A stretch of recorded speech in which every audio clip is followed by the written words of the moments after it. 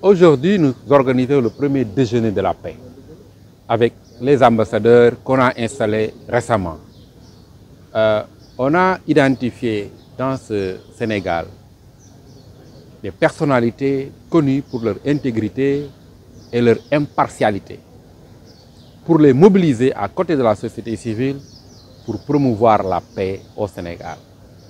Vous savez, chacune de ces personnalités peut à elle seule être un vecteur de paix dans ce pays pour ce qu'elle représente. La société civile a longtemps et toujours joué aussi sa partition dans le champ de la médiation, dans le champ de la paix. Aujourd'hui, nous nous renforçons avec d'autres acteurs, avec d'autres personnalités, des médias, de la culture, du monde religieux, pour faire un bloc et travailler à ce qu'on consolide notre vivre ensemble, parce que notre vivre ensemble est aujourd'hui très sérieusement menacé. Le Royaume-Uni est très fier d'accompagner aujourd'hui, mais aussi depuis plusieurs mois, cette charte des acteurs de la société civile pour la consolidation de la paix. Le Royaume-Uni est très fier d'être partenaire de COSC et des autres organisations de la société civile pour vraiment ancrer ces valeurs de tolérance, de paix, de dialogue ici au Sénégal, des valeurs qui ressortent du lot et des valeurs qui sont de plus en plus importantes dans le monde actuel. Je suis très fier, à l'instar de la Grande-Bretagne, d'être présent ici aujourd'hui, d'une part pour la cérémonie de signature de la charte des acteurs de la société civile pour la consolidation de la paix et pour le premier déjeuner de la paix des ambassadeurs de paix du Sénégal.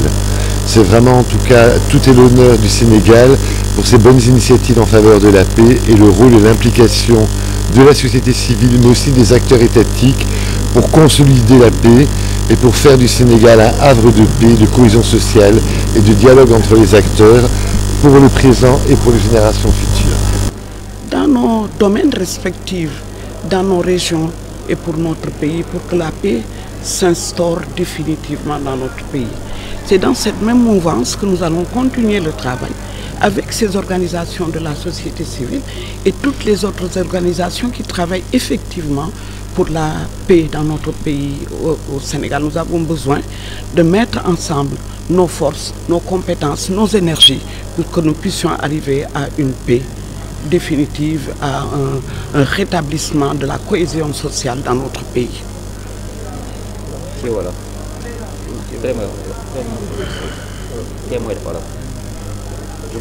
Notre pays avait traversé des moments de forte turbulence sociopolitique et je crois que nous avons trouvé un modèle à la sénégalaise pour la restauration de la paix. Et cette paix-là ne peut pas être une paix circonstancielle, ça doit être une paix structurelle. Et il est heureux aujourd'hui de voir que le COSC s'emploie à maintenir ce climat de paix le plus durablement possible dans notre pays. Et nous avons assisté ici à l'installation, à partir d'une désignation de fortes personnalités de ce pays-là, dans tous les segments de la société, dans tous les domaines d'activité, pour en faire des ambassadeurs de la paix. Et nous sommes revenus également pour participer à la signature de la charte des acteurs de la société civile pour la consolidation de la paix et à participer également au premier déjeuner offert par les organisations de la société civile pour la paix. Et je pense que ce sont des initiatives qui sont fortement à saluer.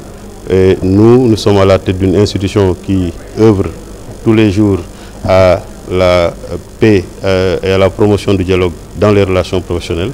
Et nous pensons qu'aujourd'hui, les nouvelles autorités de ce pays-là qui doivent dérouler l'agenda 2050 ont besoin donc de cette stabilité et de cette paix aussi bien dans la société, donc dans les relations politiques, mais également dans les relations professionnelles. Et c'est pourquoi donc nous prenons l'engagement ici devant l'opinion nationale et internationale d'accompagner ce processus pour que la paix puisse régner de façon durable au Sénégal.